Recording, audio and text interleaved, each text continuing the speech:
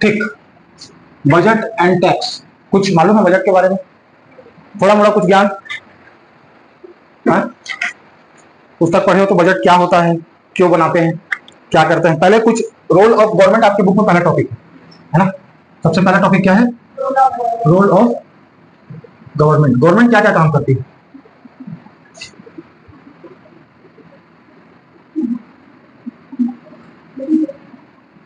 अगर constitutional provision की बात करो, किसकी बात करो? कॉन्स्टिट्यूशनल प्रोविजन की बात करो या संविधान में पार्ट 4 में डीपीएसपी दिया गया है, बताया था मैं आप लोग को। डीपीएसपी में क्या लिखा हुआ है? Directive principle of state policy, यानी कि राज्य के क्या क्या उत्तरदायित्व होंगे इन सभी के बारे में वर्णन किया गया है। जिनमें से कुछ प्रमुख जो आपको इस चैप्टर में पढ़ना है वो ये है कि आप पब्लिक फैसिलिटीज के बारे में, किसके बारे में? पब्लिक फैसिलिटीज के बारे में, जिसको क्या बोलते हैं? सार्वजनिक सुविधा। सार्वजनिक सुविधा समझते हैं?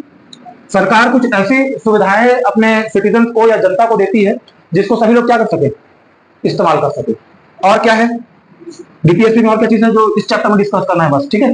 क्या है? और एम्प्लॉयमेंट, हिंदी में क्या कहते हैं इसको? रोजगार। ठीक है, कि सरकार क्या करेगी? कुछ विशेष स्थितियों में अपनी जनसंख्या को या अपनी जनता को क्या उपलब्ध कराएगी? रोजगार उपलब्ध कराएगी। तीसरा चीज क्या है? एक रेगुलेटरी अथॉरिटी। रेगुलेटरी अथॉरिटी के फॉर्म में काम करेगी। ये 3 टॉपिक है जो आपके बुक में डिस्कस किया गया पहले चैप्टर में, पहले पैराग्राफ में। पब्लिक फैसिलिटीज का मतलब क्या है? देखो, हमको पता है कि हमारे देश का जो पॉपुलेशन है उसमें सभी एक समान नहीं है, इकोनॉमिकली सभी एक जैसे नहीं है। कुछ गरीब है तो कुछ अमीर है। इसका मतलब क्या है कि कुछ लोगों का वर्ग ऐसा है जो सभी प्रकार की सुविधाओं को प्राप्त नहीं कर सकता। इवन स्थितियां ये भी है कि गरीबी इस हद तक भी है कि लोगों के पास खाने पीने को या रहने को भी मकान नहीं है ना। जिसके लिए गवर्नमेंट क्या करती है? पॉलिसीज बनाती है और उस पॉलिसीज के तहत पब्लिक फैसिलिटीज क्या करती है? अपनी जनसंख्या को अवेलेबल कराती है। समझ में आ रही ना बात? सार्वजनिक सुविधा कहने का मतलब यह है कि सार्वजनिक सुविधा हम उसको कहेंगे जिसकी पहुंच, मतलब जिस तक पहुंच हर किसी की हो। यानी कि आपके देश का हर एक नागरिक, चाहे वो अमीर हो चाहे वो गरीब हो, उसका क्या उठा सके? फायदा उठा सके। ठीक है, बात समझ में आ रही है? चीजों के दाम सरकार ऐसे तय करती है कि सभी लोग उसको क्या कर सके? कंज्यूम कर सके। भाई कोई सामान इतना महंगा नहीं होगा कि लोग उसको क्या कर सके? ना खरीद पाए। ठीक है, अगर कोई बेसिक नीड्स या बेसिक रिक्वायरमेंट्स फुलफिल करने वाली वस्तुएं हैं तो सरकार उसकी कीमत इस प्रकार तय करती है कि क्या हो सके? उस पर सभी लोगों की पहुंच हो सके। ये बात समझ में आया आपको? ठीक है, तो सार्वजनिक सुविधा के लिए सरकार की जो भूमिका होती है वो ये है कि सरकार इस बात का ध्यान रखे कि इसका उपयोग सभी के द्वारा किया जा सके। सभी कौन? जितने आपके देश में लोग रहते हैं, सिटीजन ऑफ इंडिया, जिनको नागरिकता प्राप्त है, हाँ कि नहीं? जो आपके देश के नागरिक हैं उन सभी को इन सुविधाओं का लाभ मिल सके, सरकार इस बात को सुनिश्चित करती है। क्लियर? ठीक है, इस प्रकार की देश का कोई भी नागरिक इन सुविधाओं से वंचित ना हो जाए। वंचित होने का क्या कारण हो सकता है? एक तो वो अफोर्ड नहीं कर सकता। अफोर्ड नहीं कर सकता मतलब कीमतें इतनी ज्यादा हैं कि वो उसको क्या नहीं कर सकता? उस पर पैसे खर्च अपने नहीं कर सकता। समझ में आया? मनी एंड बैंकिंग में सब चीजें पढ़े थे हम लोग कि मनी क्या क्या रोल प्ले करता है, हाँ कि नहीं? समझ में आ रहा है? और किसी भी कमोडिटी का मतलब होता है क्या? कोई वस्तु जो मार्केट में अवेलेबल है, जिसका उत्पादन या प्रोडक्शन किया जा रहा है। बात समझ में आ रही है? वो किसके अंदर होना चाहिए? परचेज पावर के अंतर्गत होना चाहिए। परचेज पावर का मतलब क्या है? हिंदी में से बोलते हैं क्रय शक्ति। किसी आदमी की मतलब इतनी कहना चाहिए कि वो क्षमता हो, कैपेसिटी हो कि वो क्या कर सके? किसी सामान को खरीद सके। बात समझ में आया? पब्लिक फैसिलिटीज को सरकार इस प्रकार बनाती है कि वहां तक हर कोई पहुंच सके, हर कोई उसको कंज्यूम कर सके और हर कोई उसको क्या कर सके? खरीद सके। इस बात का ध्यान रखना किसका उत्तरदायित्व होता है? सरकार का उत्तरदायित्व होता है। इसके अलावा अगर कुछ विशेष परिस्थिति में लोग बेरोजगार हैं, क्या है? लोग अगर बेरोजगार हैं तो सरकार का भी ये उत्तरदायित्व होता है कि उनको कुछ दिन के लिए क्या करे? काम दे। जैसे महात्मा गांधी रूरल एम्प्लॉयमेंट, जानते हो नरेगा? एमजी नरेगा बोलते हैं, एम नरेगा बोलते हैं। उसमें क्या होता है? 100 दिन का रोजगार देती है सरकार रोजी के हिसाब से। मतलब ये क्यों किया जाता है? ये एक्चुअली में गरीबी के प्रभाव को खत्म करने के लिए किया जाता है। मतलब अर्थशास्त्रियों का ये मानना है कि अगर देश में गरीबी खत्म करना है, लोगों के पास में लिक्विडिटी बढ़ानी है, किसकी? करेंसी की, तो उनको कुछ दिन आप काम दो। आप उनको काम दोगे तो उनके पास क्या आएगा? पैसा आएगा। उस पैसे को वो कहां खर्च करेंगे? बाजार में खर्च करेंगे। इस प्रकार क्या पैसे का फ्लो बना रहेगा। ठीक है, अब चाहे कुछ भी काम कराओ, फिर से वही गड्ढा खोदवा के उसी गड्ढे को फिर से पटवा दो। गांव में देखो, फिर तालाब खोदोगे, फिर रोड के बाजू वाला खोद के फिर पाटोगे, फिर खोदोगे, फिर पाटोगे। मतलब बहाना चाहिए बस क्या करने का? काम देने का। बात समझ में आ रहा है ना? समझ आ रहा है नरेगा कैसे काम करता है? अगर मतलब इसका मुख्य उद्देश्य था ग्रामीण विकास करना। ग्रामीण विकास करना मतलब क्या? एक तो लोग बेरोजगार हैं, हाँ कि नहीं? लोग क्या है? बेरोजगार हैं। और गांव में अगर कोई रोड बनाना है या भवन बनाना है, तो सरकार क्या करती है, उन्हीं गांव के लोगों को जो अनएम्प्लॉयड है उनको रोजगार गारंटी के तहत क्या देती है, रोजगार उपलब्ध। चलो कुछ नहीं कर रहे तो ये बनाओ, पैसा हम देंगे, आपके काम का ही चीज आप बनाओ, लेकिन उसका पैसा कौन देगा, आपको हम देंगे। तो ये किसकी रिस्पॉन्सिबिलिटी होती है, सरकार की रिस्पॉन्सिबिलिटी होती है। बात समझ में आ रहा है, आ रहा है कि नहीं आ रहा है। अब रेगुलेटरी अथॉरिटी कैसे है, आपके बुक में बात किया गया है FSSAI का,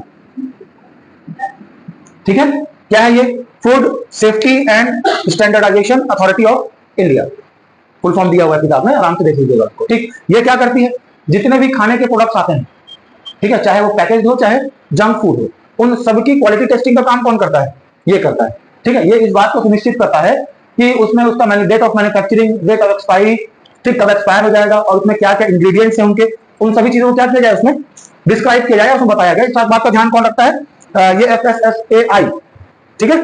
बात समझ में आ रहा है, बात समझ में आ रहा है, हाँ कि नहीं, ठीक है। अब सरकार ये सारी सुविधाएं लोगों को दे रही है, गवर्नमेंट क्या कर रही है, ये अलग अलग, ऐसे तो और भी बहुत सारे काम है ना गवर्नमेंट के, आपके लिए रोड बनाना है, आपको इलेक्ट्रिसिटी प्रोवाइड कराना है, राशन देना है, घर बनाना है, तो ऐसे बहुत सारे काम होते हैं, हाँ कि नहीं, हाँ कि नहीं भाई। नेशनल हाईवे बन रहे हैं, रोड के किनारे नालियां बन रही है, मोहल्ले के रोड बन रहे हैं, सरकारी स्कूल चलाना है, हाँ कि नहीं। गवर्नमेंट के क्या है, बहुत सारे काम है जो कि मैक्सिमम आपको डीपीएसपी में दिख जाएगा, क्योंकि डीपीएसपी में ये कहा गया है कि सरकार को किस प्रकार काम करना चाहिए, तो एक कल्याणकारी राज्य के तौर पर काम करना चाहिए। राज्य ऐसा होना चाहिए जो जनता के हित या जनता के कल्याण से जुड़ा हुआ हो। यहाँ तक बात ये आप लोग कॉन्स्टिट्यूशन में पढ़ चुके हैं, हाँ कि नहीं। डीपीएसपी क्या होता है मैं आपको बता चुका हूँ, तो यहाँ पर ये परेशान नहीं करेगा मेरे हिसाब से, इतना बोलना काफी है कि डीपीएसपी का क्या मतलब है। डीपीएसपी पार्ट 4 में आर्टिकल 36 से लेकर के आर्टिकल 51 तक राज्यों को दिए गए निर्देश है कि एक कल्याणकारी राज्य को क्या क्या काम करना चाहिए, ये हम लोग वहां पर देखते हैं। इसके साथ में एक वैचारिक तथ्य ये भी है कि डीपीएसपी किसी सरकार का रिपोर्ट कार्ड होता है। क्या होता है, रिपोर्ट कार्ड की तरह कंसीडर किया जाता है कि मौजूदा सरकार ने क्या क्या काम किए हैं, उन सभी की सूची वहां पर दिखती है। भाई आपको ये काम करने के लिए बोला था, अब बताओ ये सब आप किए हो कि नहीं किए हो। अब मोदी जी कितना काम कर पा रहे हैं वो वहां पर आपको दिख जाएगा, तो आप उससे समझ जाइए कि मोदी जी सच में सही प्रधानमंत्री है देश के लिए या नहीं है। अब वो कब मालूम चलेगा, जब डीपीएसपी होगा। लेकिन अंधभक्तों को कौन समझाए कि ऐसी डीपीएसपी नाम की भी चिड़िया कहीं पर है, हाँ कि नहीं, हाँ कि नहीं, मंदिर वहीं बनाएंगे वाला मामला, ठीक, समझ में आ गया। तो सरकार के पास इन सभी के लिए क्या होते हैं, एक्सपेंसेस होते हैं। एक्सपेंसेस का मतलब क्या होता है, खर्च। सरकार क्या करती है, इन सभी में पैसा खर्च करती है, ठीक है। अब इस खर्च के लिए पैसा आता कहां से, तो इसके लिए सरकार क्या डिसाइड करती है, रेवेन्यू, हाँ कि नहीं। रेवेन्यू का मतलब हिंदी में क्या होता है, राजस्व, जो कि पब्लिक से किस फॉर्म में लिया जाता है, टैक्स के फॉर्म में लिया जाता है, हाँ कि नहीं। बात समझ में आ रहा है, बात समझ में आ रहा है, ठीक। तो सरकार इनके अलावा और क्या क्या काम बता सकते हो गवर्नमेंट के, कुछ बता सकते हो कि इसके अलावा दो चार और क्या क्या रिस्पॉन्सिबिलिटीज होती है गवर्नमेंट की।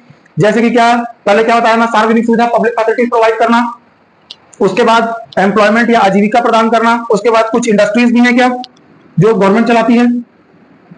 हाँ, भिलाई स्टील प्लांट का नाम सुने हो, कौन चलाता है, तुम चलाते हो मैं चलाता हूँ, ठीक। उसके बाद गांव वगैरह में क्या इरिगेशन फैसिलिटीज वगैरह उपलब्ध कराते हैं। अच्छा, इरिगेशन फैसिलिटी कैसे उपलब्ध कराते हैं, डैम, डैम बनाती है सरकार, ठीक। उसके बाद पीडब्ल्यूडी का नाम सुने, क्या होता है, अरे रोड, नाली, नल का पानी, ठीक, नगर निगम के अंतर्गत पीडब्ल्यूडी, ठीक है ना। यहां तक का मामला क्लियर है। अब इन सभी पर सरकार को क्या करना है, खर्चा करना है, खर्चा करना है। और खर्चा करने के लिए क्या चाहिए, रेवेन्यू चाहिए। तो पहले बताया खर्चा तभी कर पाओगे जब पैसा आएगा, और पैसा आएगा नहीं तो खर्चा क्या करोगे, हाँ कि नहीं। तो इसके लिए फिर क्या करना पड़ेगा, हिसाब बनाना पड़ेगा कि कितना खर्चा करना है। भाई ऐसा थोड़ी कि पैसा है जेब में तो जाकर खा दिए, कल का ठिकाना नहीं हो, कि खर्चा हिसाब से हो, नियमित तरीके से हो। हम क्या बनाते हैं, बजट, ठीक है।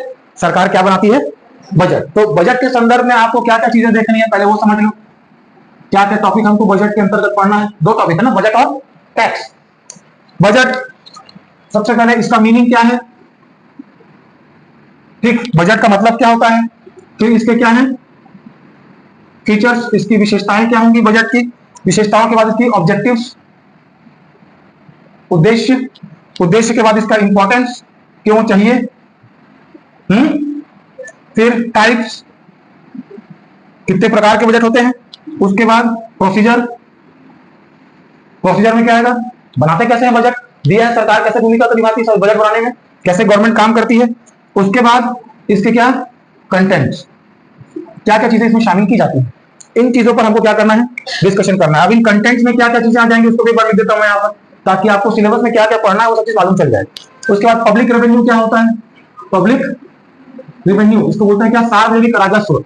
पब्लिक रेवेन्यू के बाद में कुछ स्पेशल असेसमेंट होते हैं, ये टैक्स वगैरह ना, इसी को रेवेन्यू बोलते हैं। समझ आ रही बात?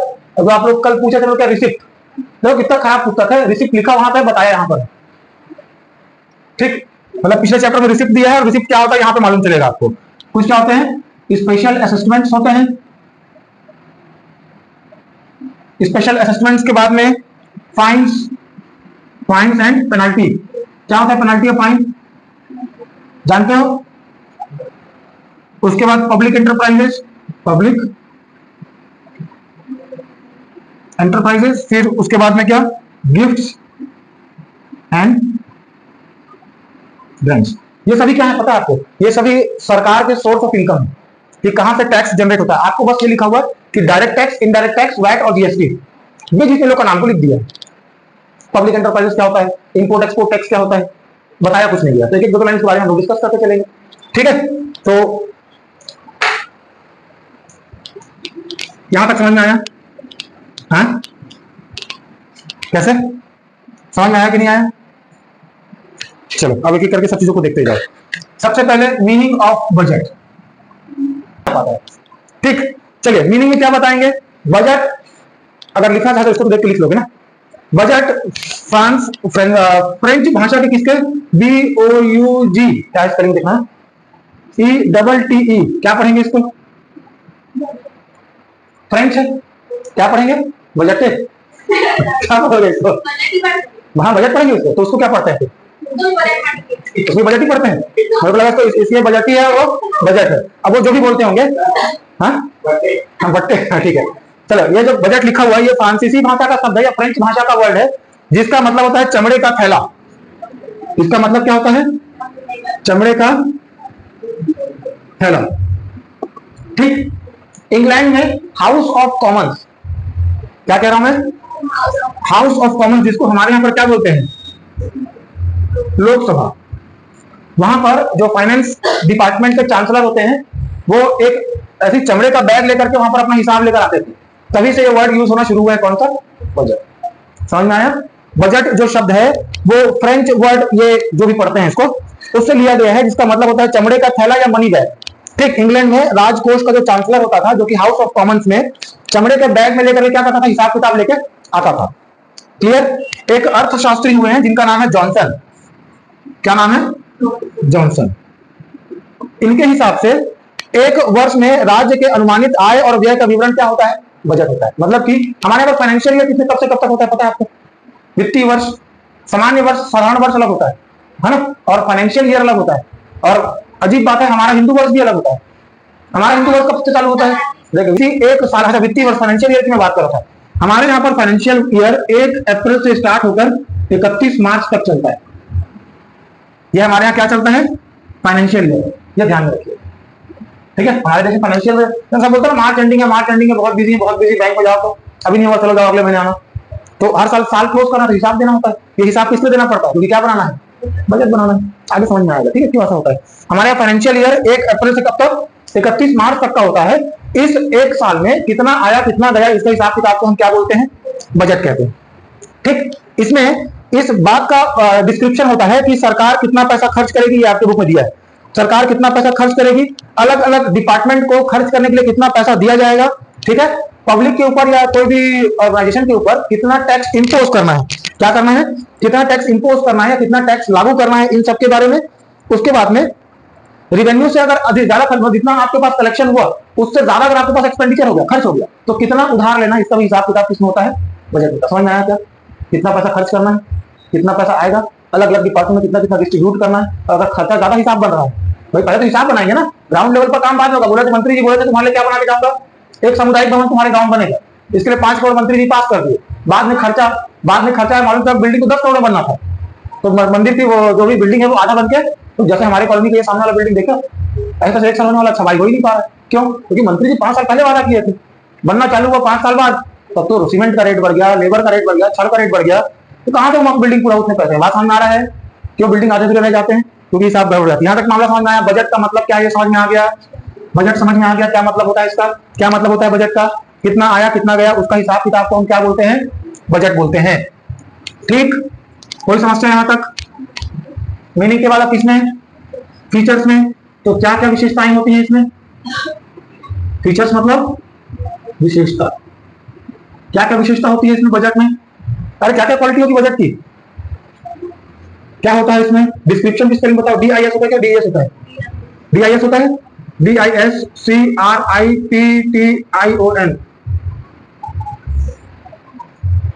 ये डिस्क्रिप्शन होता है, डिस्क्रिप्शन होता है ना, टेंशन हो गया तो ये होता है पक्का। डिस्क्रिप्शन का मतलब विवरण होता है, अरे कितना कमाऊंगा, कितना खर्च करूंगा, कितना कर्जा लूंगा, ये तो बताया जाता है। तो पहला क्या फीचर हो जाएगा इसका, इसमें ये बात का डिस्क्रिप्शन होता है, यही होता है ना डिस्क्रिप्शन में स्पेलिंग, टू विशाल होता है, गलत गलत बताती है, पढ़ के आया कर, इसको भी समझ में आया। उसके बाद में आपके पास क्या है, रिसोर्स, ठीक है, क्या है, रिसोर्स है, उसका क्या दिया जाता है, ब्यौरा दिया जाता है, यानी कि क्या, हिसाब। ठीक, यही सब तो रहेगा ना उसमें बजट में, क्या हो गया, कैसे चुप हो गए, नहीं समझ में आ रहा, ये समझ में नहीं आ रहा, तो मुंडी तो हाँ बोल के ला सकते हो, कम से कम मेरे को तो कॉन्फिडेंस हो लो कि जो बता रहा हूँ पल्ले पड़ रहा है, तो समझ में आ जाएगा। ठीक, इसके बाद इसमें किन चीजों का डिस्क्रिप्शन होता है, तो फाइनेंस यानी कि वित्त से जुड़ी बातें होती हैं। ठीक, क्या क्या बातें की जाती है इसमें, वित्त की से बातें जुड़ी बातें की जाती है, वित्त मतलब फाइनेंस, पैसा, Gandhi, modern form of currency, कल पढ़े थे ना पिछले क्लास में। ठीक, उसके बाद क्या है, और क्या क्वालिटी होती है इसकी, हर साल बनाया जाता है, हर साल बनाते हैं, तो हर साल के लिए बजट अलग बनता है, मतलब क्या, एक वर्ष के लिए बनाया जाता है इसको। ठीक, उसके बाद और क्या होगा इसमें, और क्या समझ में आता है, और क्या होना चाहिए बजट में, बजट की क्वालिटी और क्या क्या होगी, और क्या क्या विशेषताएं होंगी इसमें, उस बात का ध्यान रखा जाता है जो आपके कैश रिसिप्ट है, क्या है, रिसिप्ट का मतलब होता है प्राप्ति, जो नगद नारायण में पैसा आएगा उसके बारे में बात करते हैं। तो किसके बारे में बात नहीं करते हैं, उधारी को क्या बोलते हैं, क्रेडिट, क्रेडिट के बारे में कोई बात नहीं की जाती, जितना पैसा नगद में आएगा उतना ही पैसा उसमें करेंगे, हाँ बाद में भले डिसाइड करेंगे भाई पैसा कम पड़ गया तो कर्जा भी तो लेना। ठीक, तो ये सभी क्या हो जाएंगे, इसके फीचर्स हो जाएंगे। छोटा छोटा टॉपिक है, फटाफट निकलते जाएगा, घबरा मत, पहले से ना देख के टेंशन मत यार 2 घंटा कैसे कटेगा, और टाइम टेबल जब व्हाट्सएप पे मैसेज आया होगा ना, वहां कसम 10 बजे बुलाए ना 12 बजे छोड़ेंगे, कहीं तो 12 बजे दूसरे क्लास का टाइमिंग है ना। ठीक, फीचर हो गया, समझ में आया फीचर, क्या क्या फीचर होता है इसमें, एक साल के लिए बनाया जाता है। ठीक, हर चीज का डिस्क्रिप्शन होता है, फाइनेंस से रिलेटेड बातें की जाती हैं। ठीक, और रिसोर्सेज का डिस्ट्रीब्यूशन किस प्रकार किया जाना है, इन सभी चीजों को इसमें डिस्कस किया जाता है। तब इसके आते हैं किस पर, ऑब्जेक्टिव्स पर। ऑब्जेक्टिव का मतलब क्या होता है, एम्स, मोटो, क्यों कर रहे हैं ये काम, क्यों कर रहे हैं, व्यक्तियों के आर्थिक, आर्थिक मतलब इकोनॉमिक, और कौन सा, सामाजिक, सामाजिक मतलब, ठीक, क्या सामाजिक और आर्थिक हितों के अनुरूप संसाधन का क्या किया जा सकता है, आवंटन के, क्या वो लिख रहा हूं, आर्थिक एवं सामाजिक आवश्यकता, आवश्यकता हित, हित मतलब वेलफेयर, फायदा तो प्रॉफिट होता है, इसमें हितों को क्या किया जाता है, ध्यान में रखकर संसाधन को यानी कि रिसोर्स को क्या किया जाता है, डिस्ट्रीब्यूट किया जाता है। मतलब अगर आपको ये पता है कि आपके देश में अमीर लोग भी हैं, गरीब लोग भी हैं, और कुछ लोग तो ऐसे हैं जो दाना पानी भी नहीं जुटा सकते, तो उन सभी को आर्थिक यानी कि इकोनॉमिक और सोशल एस्पेक्ट्स को ध्यान में रखते हुए क्या किया जाता है, रिसोर्सेज को डिस्ट्रीब्यूट किया जाता है। यही तो इसका ऑब्जेक्टिव है। भाई मैं क्यों हिसाब बना रहा हूँ, तो अगर जब मैं हिसाब बनाऊंगा, अगर मैं सिलेबस में शॉर्ट नोट्स बनाऊंगा सबको समझाने के लिए आपको, तो एक समय पे मैं मेरे क्लास में मेरे को पता है कि एक दिन ऐसा बच्चा भी है जो आंसर लिखने में जो मन में शब्द आता है उसको लिख देता है, तो मैं ये कोशिश करूंगा ना कि ये सारे शब्द उसके दिमाग में आए ताकि उनको लिखे, हाँ कि नहीं, क्योंकि मेरे को मालूम है वो यहाँ से जाने के बाद में वो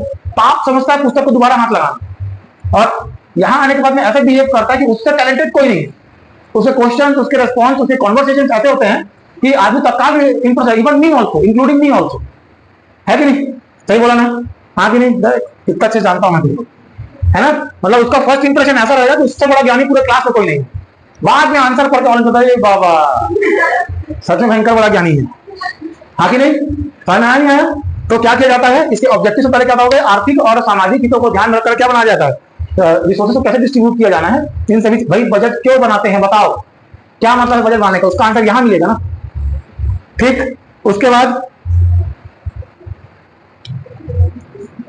आय, आय का मतलब इनकम और संपत्ति, संपत्ति मतलब कैपिटल का क्या किया जा सके, डिस्ट्रीब्यूशन किया जा सके। इसका मतलब क्या होता है, क्या है, क्यों लिखने के लिए, इनकम और कैपिटल के दोबारा से डिस्ट्रीब्यूट करने के लिए। ये कैसे करती है सरकार, जो अमीर लोग होते हैं उनसे टैक्स ज्यादा लेते हैं और फिर उसको दोबारा उनसे पैसा लेकर किनको बांट देते हैं, क्या सच में बांटते हैं? नहीं बांटते हैं। राशन कार्ड कौन ला देते थे, 1 रुपए किलो में राशन कैसे मिल रहा है? तुमको लगता है कि अमीरों से पैसा लेके सरकार रॉबिन हुड की तरह काम कर रही है? रॉबिन हुड नाम सुने, अमीरों से पैसा लूट के गरीबों में बांट दिया। हालांकि हमारे देश की कहानी नहीं थी, ठीक है, ये किसी और देश की कहानी है, ठीक है। तो सरकार कौन सा रोल प्ले कर रही है, रॉबिन हुड। कैसे अमीरों से ज्यादा पैसा लो और उस पैसे को या उस रिसोर्स को या इनकम या कैपिटल को किसमें इन्वेस्ट कर दो, दोबारा से गरीबों में इन्वेस्ट कर दो। ये इसके ऑब्जेक्टिव होते हैं कि बजट बनाने का एक कारण ये भी, हाँ कि नहीं, समझ में आया? और क्या, इकोनॉमिक स्टेबिलिटी, इकोनॉमिक स्टेबिलिटी मिलता है इससे किसको, तो कंट्री को।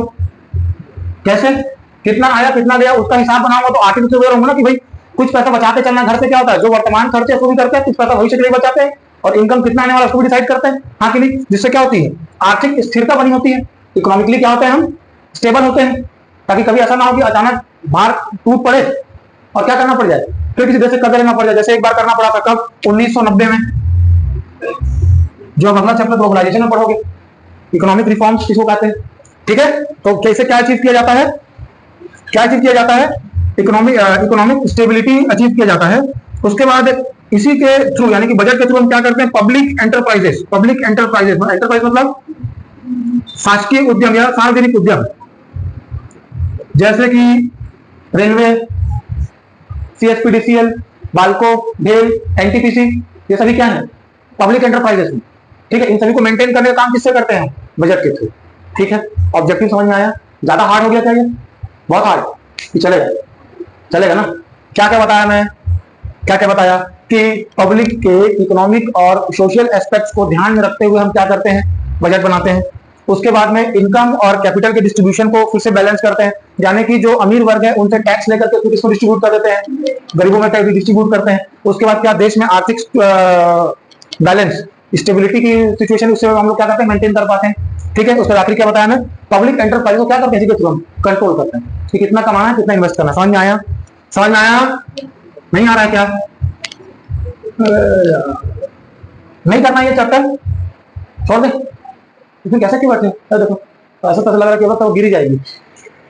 थोड़ा होश में बैठ, खा पी जाएगा यहाँ पर, डकारना मत, तो मालूम चला क्या बताएगी, हाँ कि नहीं। चलो अब इस पर बात करते हैं, इसके इंपॉर्टेंस पर। इंपॉर्टेंस का मतलब क्या होता है, छोटा छोटा तो है यार, 2-2 पॉइंट, ऐसे सारे क्वेश्चन मिलेंगे आपको इसके, ठीक। इंपॉर्टेंस क्या है, गवर्नमेंट की जितनी भी एक्टिविटीज, एक्टिविटीज मतलब, एक्टिविटी का मतलब क्या होता है,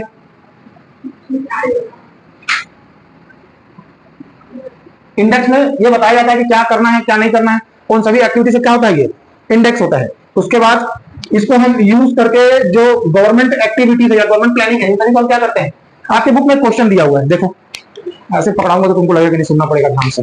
देखो तुम ना बस टाइम काट रहे हो, पता नहीं क्या क्या लिखाते रहता है खड़े होके, सिलेबस में नहीं है वो सभी पढ़ा देता है, चलो पढ़ो करके, है ना। हाँ, तो जहां चैप्टर स्टार्ट हुआ है वहां पर देखो पिंकी पिंकी लिखा हुआ है बाजू वाले पन्ने में।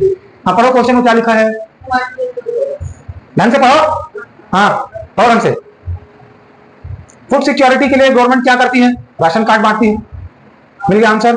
उसके बाद सार्वजनिक, और क्या लिखा हुआ है, गवर्नमेंट पब्लिक फैसिलिटी क्यों प्रोवाइड करता है, क्योंकि डीपीएससी में लोग कल्याणकारी राज्य बनाना है, गवर्नमेंट का ये काम है, इसलिए जनता सरकार चुनती है ताकि हमारे लिए क्या कर सके, हमारा कल्याण कर सके। और कल्याण कैसे करेगी, अमीरों से पैसा लेगी, गरीबों को बांटेगी, प्रभु बन के, ठीक। उसका फिर अगले पन्ने में जाओ, पिंकी पिंकी में, हाँ यहाँ कहाँ है क्वेश्चन, छोटा सा डिस्कस ना करे कोई टॉपिक जाओ उधर, हाँ पढ़ो उसको क्या लिखा है, क्यों चाहिए वो आगे मिलेगा अभी, है ना, इसी में। तो हर एक पॉइंट में क्वेश्चन का आंसर दे तो रहा हूं, तो पढ़ के नहीं आया ना घर से, नहीं पढ़ के आया ना, पढ़ के आइए कैसे चुपचाप बैठिए। ठीक, अब क्या कर सकते हैं, बजट बनाया जाता है क्योंकि बजट में सरकार क्या क्या एक्टिविटीज परफॉर्म कर रही है उन सभी का क्या होता है उसमें इंडेक्स होता है। उसके बाद बजट को बनाया जाता है ताकि जो सरकारी गतिविधियां यानी एक्टिविटीज में हम क्या कर सके, इंक्रीज कर सके, उसको क्या कर सके, बढ़ा सके। अब सरकार को देखो क्यों बढ़ाएंगे, इसके ऊपर में और कुछ क्वेश्चन दिया हुआ देखो तो, एक क्वेश्चन और दिया हुआ, हाँ उसके ऊपर में उधर नीचे दिखाओ ना, लिखो, पढ़ो पढ़ो उसको पढ़ो।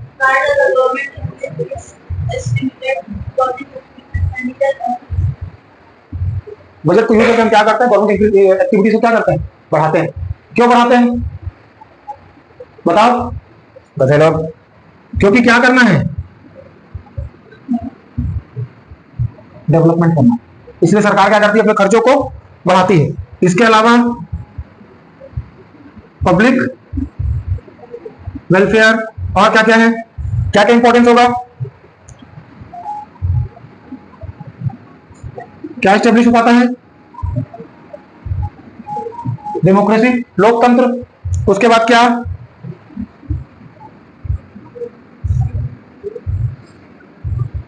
Economic disparity.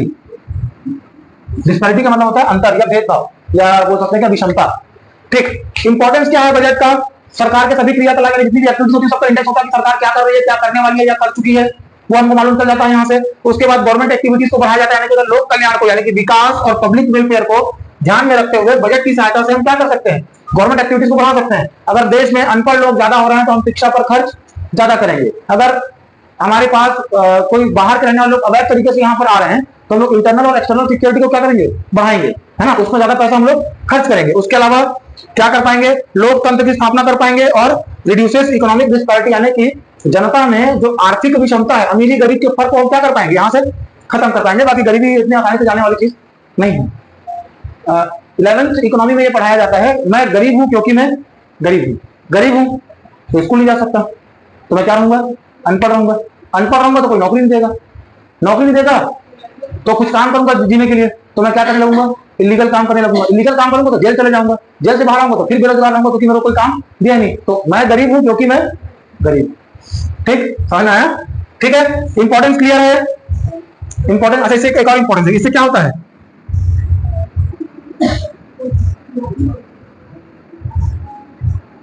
भाई बजट में तो बताएंगे ना क्या क्या समस्या है, कैसे खत्म करना है। हाँ ठीक, ये क्या हो गया इसका इंपॉर्टेंट। अब इसी को मेरे को देख के बताओ, जो आपके पास क्वेश्चन है, क्वेश्चन में ये लिखा हुआ है कि सरकार हर साल अपने खर्च को क्यों बढ़ाती है, क्यों अपना खर्चा इंक्रीज करती है, क्यों करेगी, क्योंकि ये सब करना है, हाँ कि नहीं, क्योंकि क्या करना है, समस्याओं से बाहर निकलना है, आर्थिक विषमता दूर करनी है, डेमोक्रेसी स्टैब्लिश करनी है, पब्लिक वेलफेयर पर काम करना है, डेवलपमेंट करना है और गवर्नमेंट एक्टिविटीज को इंक्रीज करना है। इसीलिए गवर्नमेंट हर साल क्या करती है, अपने एक्सपेंसेस को बढ़ाती है। समझ में आया, ठीक।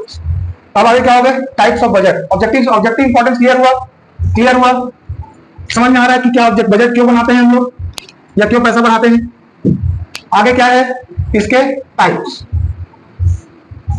कितने प्रकार होते हैं बजट के। एक होता है जिसको हम कहते हैं कौन सा, सेंट्रल एंड स्टेट बजट, केंद्र और राज्य सरकार के बजट। ठीक, उसके बाद बैलेंस्ड एंड अनबैलेंस्ड बजट। ठीक, उसके बाद revenue and capital budget. Revenue capital budget के बाद में प्लान एंड अनप्लान। ठीक, योजनागत और गैर योजनागत बजट। उसके बाद मेन, मुख्य और सप्लीमेंट्री बजट। कौन सा बजट, सप्लीमेंट्री बजट। अब मेन बजट और सप्लीमेंट्री बजट क्या होगा, प्लान अनप्लान बजट क्या होगा, रेवेन्यू और कैपिटल बजट क्या होगा, सेंट्रल स्टेट बजट क्या होगा, बैलेंस अनबैलेंस बजट क्या होता है, एक एक लाइन में सुनते जाओ। ठीक है, देखो सेंट्रल बजट मतलब क्या, जो केंद्र सरकार का हिसाब किताब रखेगी। केंद्र सरकार अपना बजट दो तरीके से बनाती है, एक तो मेन बजट होता है, दूसरा कौन सा, रेलवे बजट, मतलब सरकार रेलवे का बजट अलग से बनाती है। समझ में आ रहा है, सेंट्रल बजट मतलब क्या, केंद्र सरकार का बजट, जो मोदी जी अपने लिए बजट बनाएंगे सेंट्रल गवर्नमेंट के लिए। रेलवे सेंट्रल गवर्नमेंट के अंतर्गत काम करता है कि स्टेट गवर्नमेंट के अंतर्गत काम करता है, बताओ, सेंट्रल गवर्नमेंट का पार्ट है वो। ठीक है, तो सरकार जो केंद्र सरकार जो बजट बनाती है उसके दो हिस्से होते हैं, एक रेलवे बजट और दूसरा मेन बजट। रेलवे बजट में रेलवे का हिसाब किताब और मेन बजट में पूरे देश का हिसाब किताब। क्लियर। वैसे स्टेट बजट कौन सा बजट होगा, जिसमें स्टेट का हिसाब किताब होगा। ठीक है, समझ में आया? इसमें जो स्टेट बजट होता है इसमें अनुदान यानी कि ग्रांट्स के बारे में और कुछ परिलब्धियों के बारे में डिस्कशन किया जाता है। देखो, राज्य सरकार अपना पैसा अलग तरीके से कमाती है, ठीक, और केंद्र सरकार अपना पैसा अलग तरीके से कमाती है। बात समझ में आ रहा है? तो कुछ जो goods and service tax GST वसूलते हैं ना, है ना, उसमें दो कॉलम होता है, एक तो सीजीएसटी और एक क्या होता है, एसजीएसटी होता है। सीजीएसटी मतलब सेंट्रल जीएसटी और एसजीएसटी मतलब स्टेट जीएसटी। मतलब जो टैक्स वसूलते हैं उसको सेंट्रल और स्टेट को अलग अलग क्या कर दिया जाता है, बंटवारा कर दिया जाता है। इसको वसूलने का काम तो राज्य सरकार करती है ना, वसूलने का काम कौन करती है, राज्य सरकार।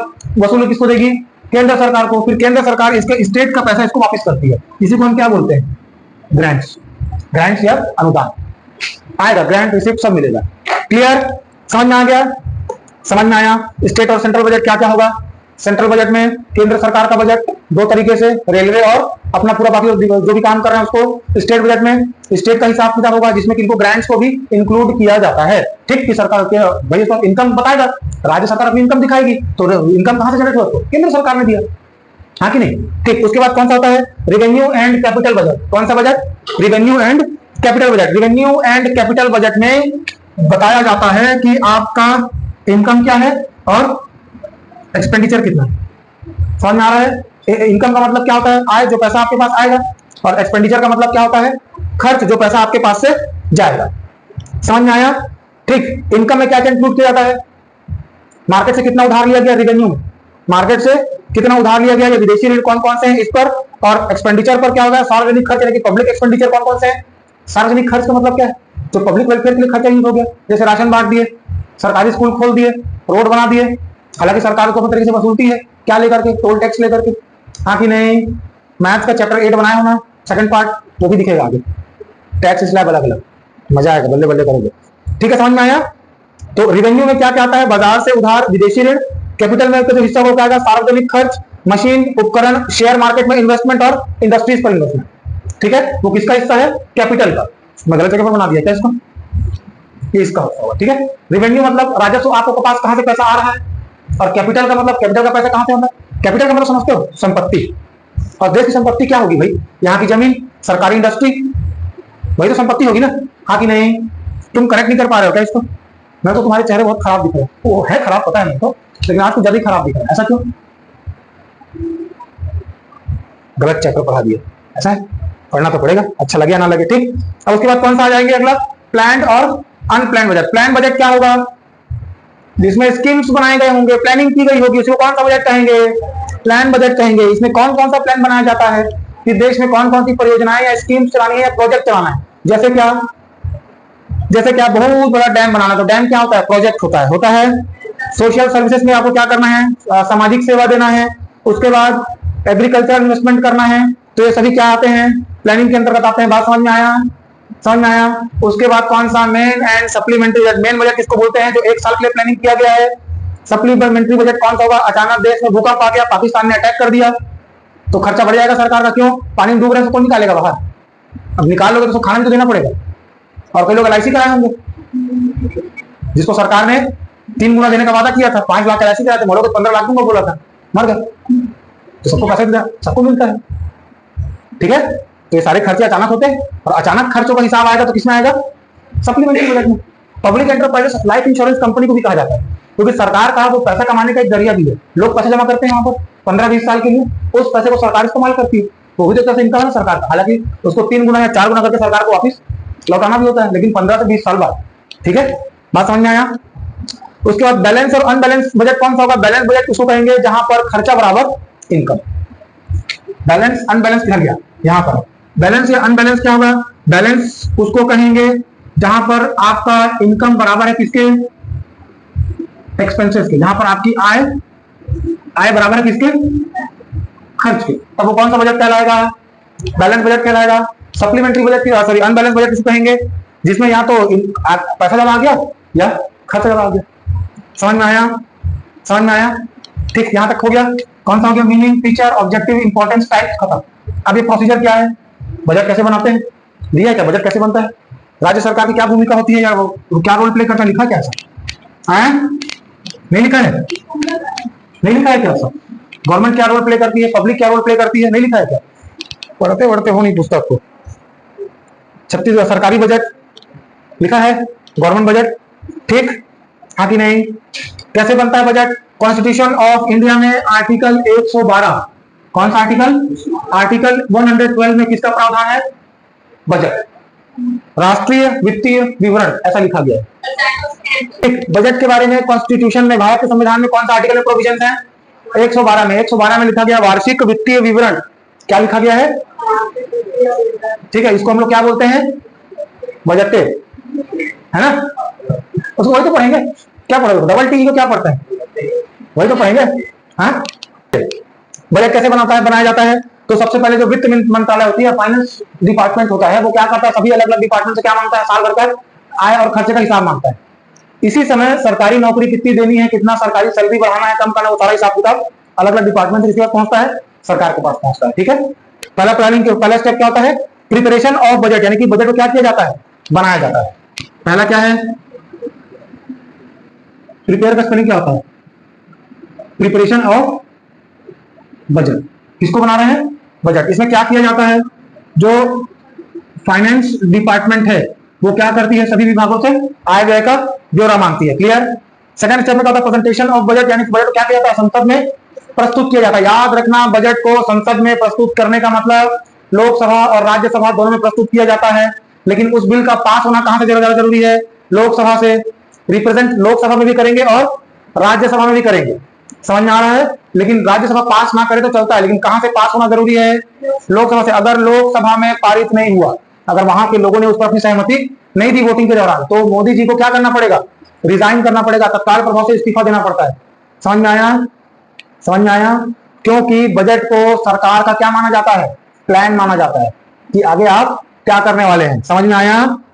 ठीक है। प्रेजेंटेशन ऑफ बजट कैसे किया जाता है? लोकसभा में इसको पास होना जरूरी है, संसद में रिप्रेजेंट करेंगे। जो पार्टी की सरकार है, जिनकी क्या जो रूलिंग पार्टी है, वो इस पर क्या करती है? भाषण देती है और अपनी पॉलिसीज पर क्या किया जाता है? डिस्कशन किया जाता है। बात समझ में आया? समझ में आया? सेकंड स्टेप क्या था इसका? प्रेजेंटेशन। प्रेजेंटेशन के बाद तीसरा स्टेप क्या होगा इस पर?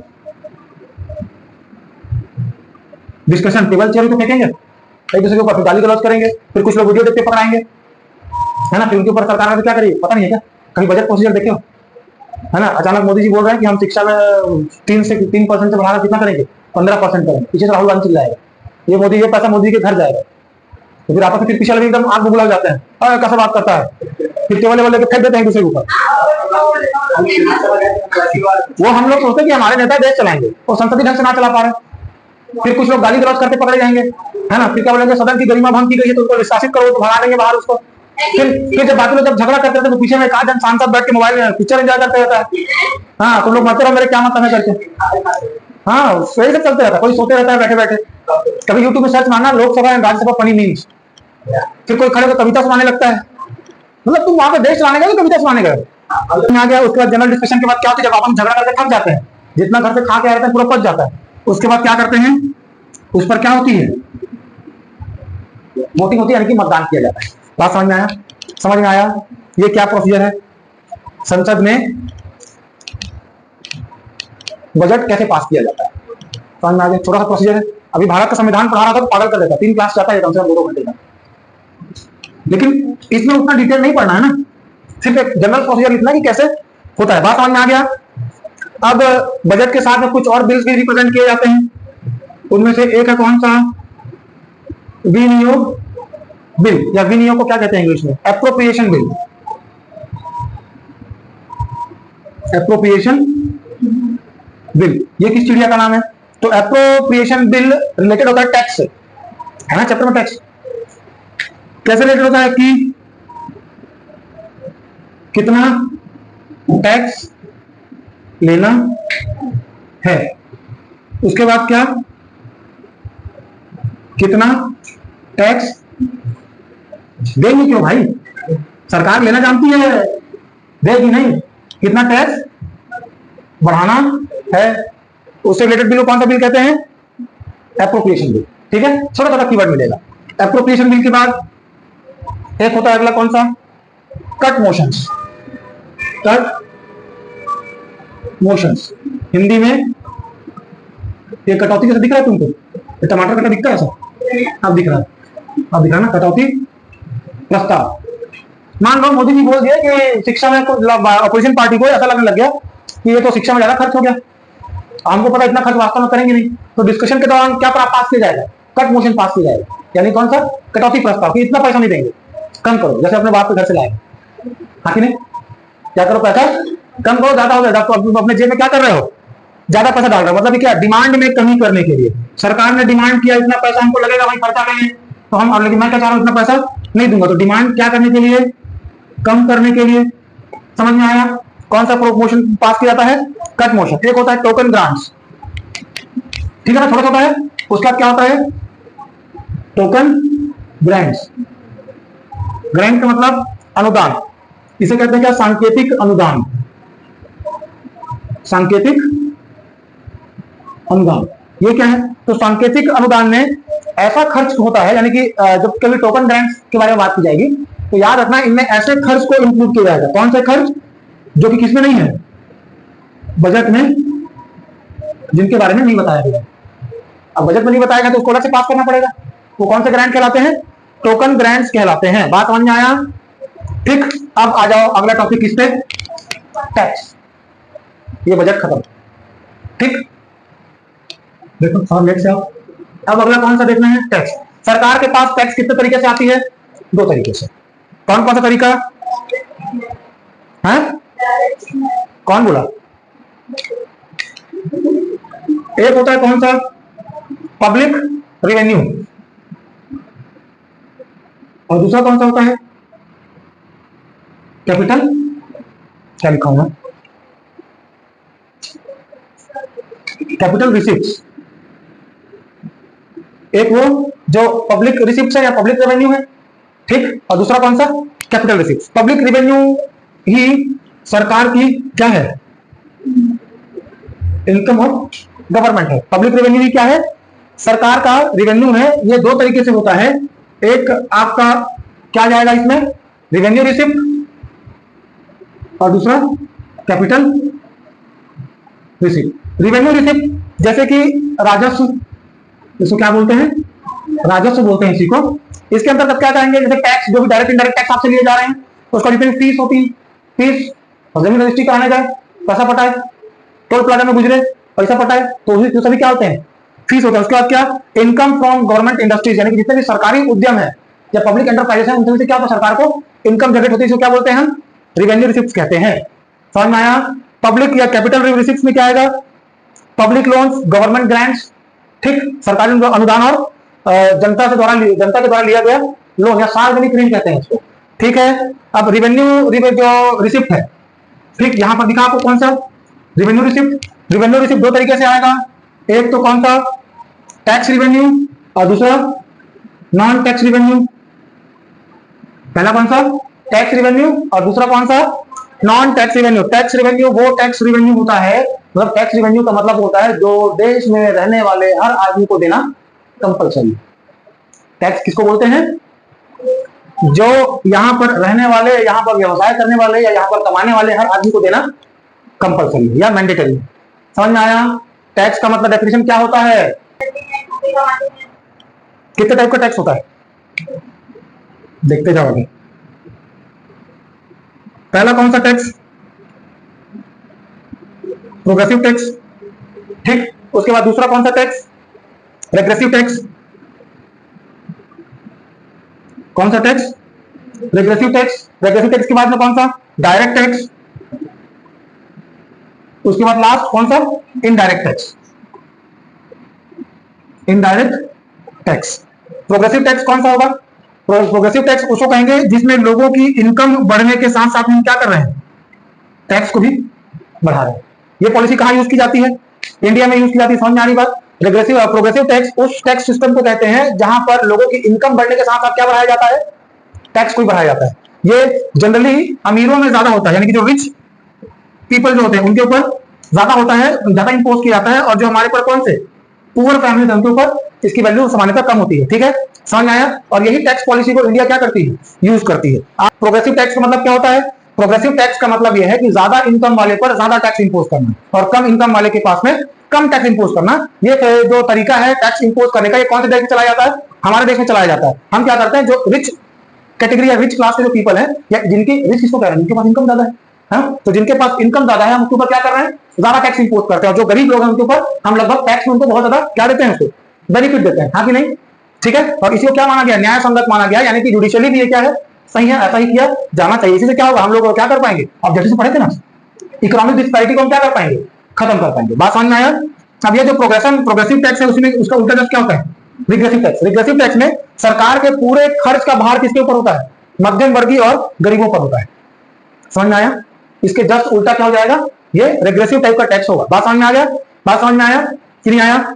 ठीक है, डायरेक्ट टैक्स कौन सा होगा, जो आपको बता के आपसे लिया जाएगा, जैसे कि कौन सा टैक्स, इनकम टैक्स और निगम कर, सुने हो, house tax, water tax, road tax, ये सीधे आपसे क्या किया जाता है, जैसे टोल टैक्स, टोल प्लाजा में जाते हो तो टोल टैक्स पे करते हो, वो सीधा आपसे पैसा मांगा जाता है, आपको बताकर कि इस रोड में चलने का पैसा है।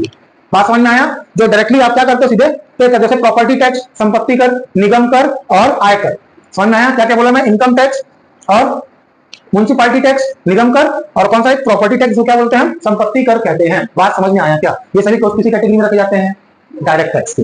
क्लियर? अगला होता है कौन सा, इनडायरेक्ट टैक्स। इनडायरेक्ट टैक्स कौन सा टैक्स होगा, कोई सामान खरीदे हो कभी, जब भी कोई सामान खरीदते हैं तो उसमें आपके सामान की कीमत का कुछ हिस्सा इंक्लूडेड होता है, जैसे कि क्या, सेल्स टैक्स, ठीक है, जो सामान के खरीद या बेचने पर लगता है। उसके बाद इंपोर्ट एक्सपोर्ट टैक्स, कौन सा टैक्स, इंपोर्ट और एक्सपोर्ट टैक्स।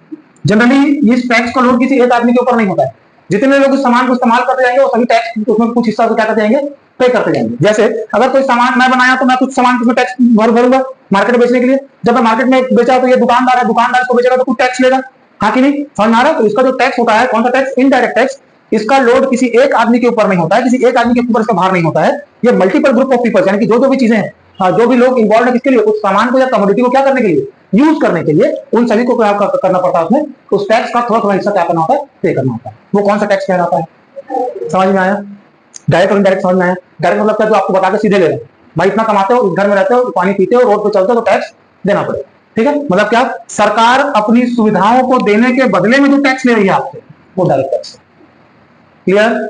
ठीक, इसके अंदर क्या क्या बताया था मैं, इनकम टैक्स, आईटी, और क्या क्या था, म्युनिसिपैलिटी टैक्स, निगम कर, और क्या था एक तो प्रॉपर्टी टैक्स, ठीक है, जो अपने घर पर जैसे कॉलोनी का किसी कॉलोनी में घर बना के रह रहे हो आप, तो आपसे क्या किया जाता है, वहां पर आपके मकान का भी टैक्स लिया जाता है। बात समझ में आ रहा है? ठीक है, अब एक इसमें और होता है कौन सा, स्पेसिफिक टैक्स। कौन सा tax, specific tax. Specific tax का मतलब यह है कि जितना भी आप क्वांटिटी यूज कर रहे हो, देखो सुनो, किसी भी वस्तु की मात्रा के अनुसार टैक्स लिया जाता है, यानी कि क्या, उसका वेट कितना है, यूनिट कितना है, या उसका शेप, साइज के आधार पर क्या किया जाता है, टैक्स। कभी पोस्ट किया, पार्सल कुरियर किया, जब कभी लिफाफे में कुछ कुरियर लेके जाओगे तो उसको जब आप पोस्ट ऑफिस जाओगे ना तो वो कुरियर वाला तौलता है उसको, पोस्ट ऑफिस कोई लिफाफा, अरे काम करना, आज जाना मेरे को ही भेज देना, समझना, लिफाफे में कुछ भी कचरा भर के, समझ में आया? आप देखोगे कि वो क्या करेंगे, पहले एनवलप को तराजू में रखते हैं, जितना ग्राम उसका वजन होगा उसके हिसाब से उसका चार्ज लगता है। पता था ये बात? समझ में आ गया? हाँ, स्पीड पोस्ट भी अगर कराओगे आप ना, स्पीड पोस्ट या कुरियर करवाओगे तो भाई वो तो कोई आदमी उठा के घूमेगा ना उसको, हाँ कि नहीं? और हवाई जहाज से जाता है स्पीड पोस्ट, तो यहाँ सिंगल पोस्ट ऑफिस में भी बन, आप जाओ लिफाफे में कुछ भरो, अब वो स्पीड पोस्ट करना है तो ले जाके पहले उसको रखेगा इलेक्ट्रॉनिक तराजू में, उसको तौलेगा कितना ग्राम है, जितना उसका वेट होगा उसके साथ उसका क्या बनेगा, बिल बनेगा। तो ये कौन सा टाइप का टैक्स होता है, स्पेसिफिक टैक्स। समझ में आया? जो किसी वस्तु के क्वांटिटी के हिसाब से लगता है। समझ में आया? समझ में आया क्या? उसके बाद एक होता है कौन सा, एडवेलेरोन टैक्स, क्या नाम है इसका, ADVALORON, एडवेलेरोन टैक्स इसको बोलते हैं।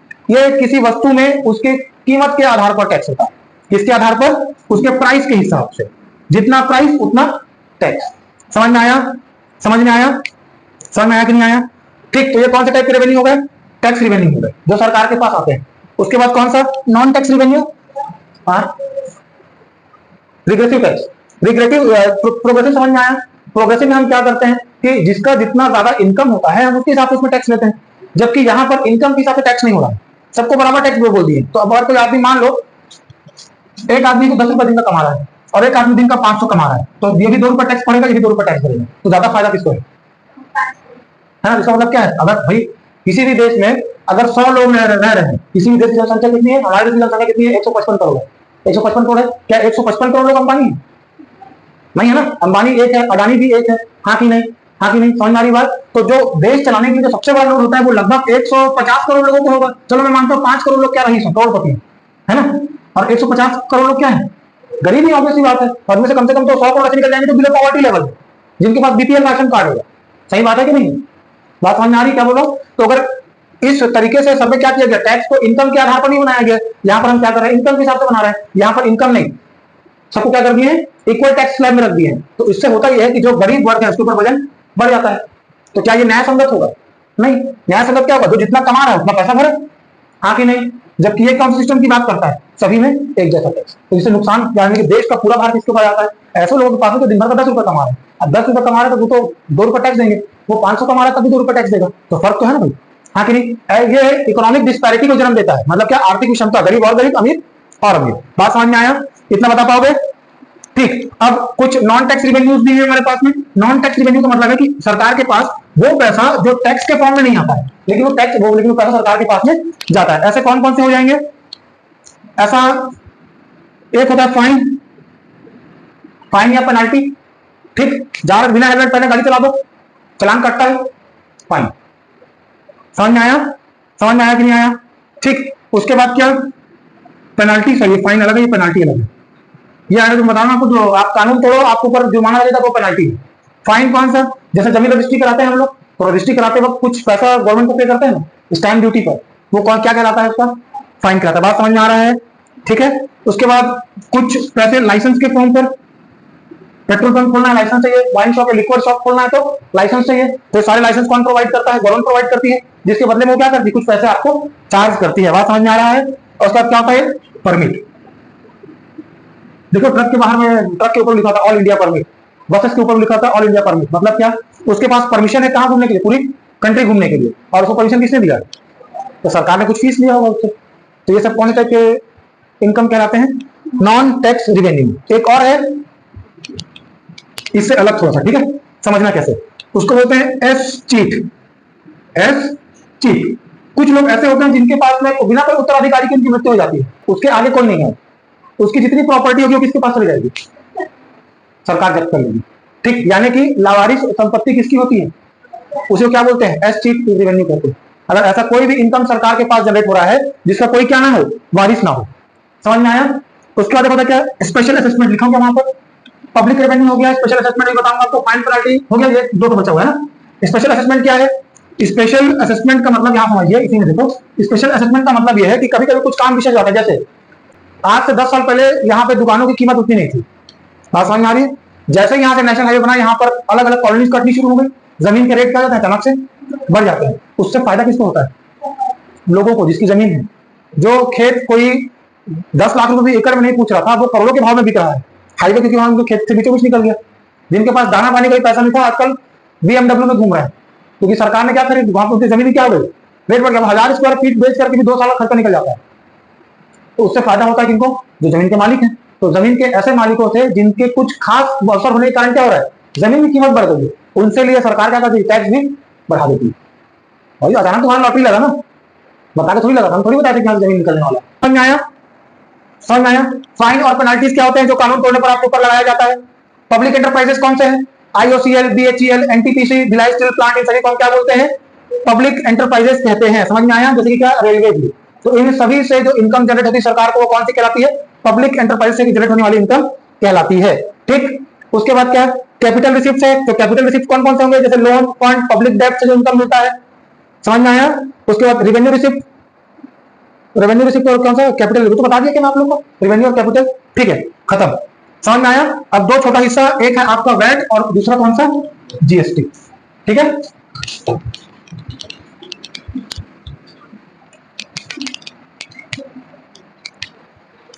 एक लिखा हुआ है वैट। वैट का पूरा नाम वैल्यू एडेड टैक्स। इसका क्या मतलब हुआ, एग्जांपल से समझो।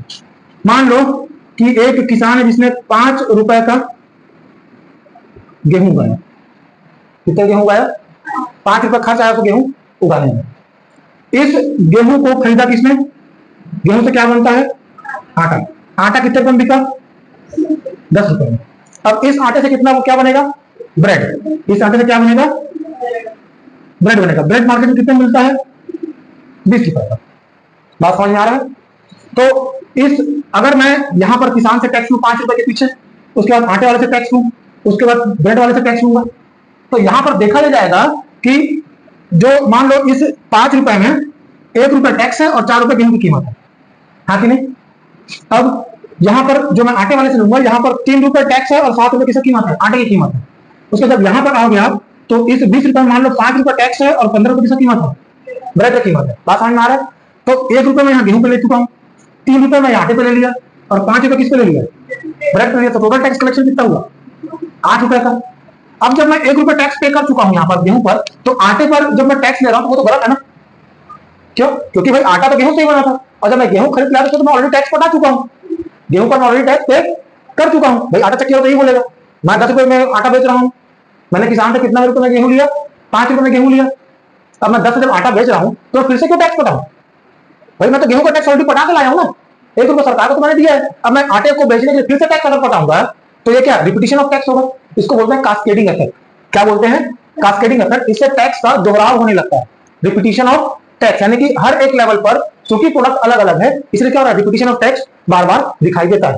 इसी चीज से निपटने के लिए सरकार क्या लेके आई थी? Value added tax. Value added tax का मतलब यह है कि जितना जिस सामान पर वैल्यू एडिशन किया गया है, क्या किया गया है? जितना जिस सामान पर वैल्यू एडिशन किया गया है, केवल वैल्यू एडिशन पर ही क्या दिया जाएगा? टैक्स लिया जाएगा। जैसे मान लो यहां पर 5 रुपए का गेहूं है तो 5 रुपए वैल्यू एडिशन हुआ। अब इस 10 रुपए के 5 रुपए गेहूं का था, भाई आटा वाला अगर 10 रुपए बेच रहा है गेहूं आटे को, तो 5 रुपए में गेहूं खरीद के तो लाया ना, तो आटे वाले ने कितने का वैल्यू एडिशन किया? यहाँ पर +5 का वैल्यू एडिशन किया। अब उस आटे से क्या बन रहा है? ब्रेड। तो यहाँ पर कितने का वैल्यू एडिशन हुआ? +10 का वैल्यू एडिशन हुआ, क्योंकि 10 रुपए का तो आटा खरीद लाया था बेकरी वाला, जो बेकरी वाला केक बनाने वाला है वो तो आटा खरीद के लाया था ना 10 रुपए का, तो यहाँ पर कितने का वैल्यू एडिशन किया? 10 रुपए का। तो वैल्यू एडेड टैक्स में आपको टैक्स केवल उसका भरना होता है जिसका आपने क्या किया है? वैल्यू एडिशन किया है, जो कि हमेशा फाइनल गुड्स यानी किसी वस्तु की वास्तविक कीमत के बराबर होता है। अब जैसे समझो 5 रुपए का गेहूं बना, 10 रुपए का आटा बना, 20 रुपए का ब्रेड बना। अब सरकार अपने बजट बना रही, तो बजट में क्या दिखा रही? 5 रुपए का गेहूं उगाया हूं, 10 रुपए का आटा बेचा हूं, 20 रुपए का ब्रेड बेचा हूं, टोटल कितना रुपए बेचा मैं? 35 रुपए का उत्पादन हुआ है मेरे पास। क्या ये सही है? क्या ये सही है? नहीं है ना? ऐसे में तो टैक्स बढ़ा हुआ दिखेगा। भाई इतना थोड़ी बना है मेरे यहाँ पर।